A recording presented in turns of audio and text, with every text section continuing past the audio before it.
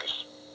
During potentially dangerous weather situations, specially built weather radios will be automatically activated to warn of the impending hazards. Tests of these radios and the warning alarm system will be conducted by the National Weather Service every Wednesday between 11 a.m. and noon. If there is a threat of severe weather, the test will be postponed to the next available good weather day. Reception of this broadcast and the warning alarm system will vary at any given location. This variability, normally more noticeable at greater distances from the transmitter, will occur even though you are using a good quality receiver in perfect working order. To provide the most consistent warning service possible, the warning alarm will only be activated for warnings in selected watches affecting the listening area.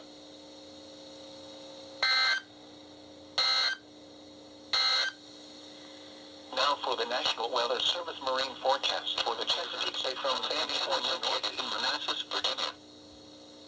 This is a statement from the National Weather Service. Jesus. For the following, tidal Potomac from Cape Bridge to Indian, Maryland. Gale warning remains in effect until 6 p.m. this evening. An explanation as to what that was. In effect from 6 p.m. This radio has a weird thing where even though it's tuned correctly, it'll drift like back and forth. So I actually have to check it constantly to make sure that it's actually tuned correctly. Until 6 p.m. this evening. For the small craft advisory. That's why that was all out of static, and it does that by like the end of the day mostly.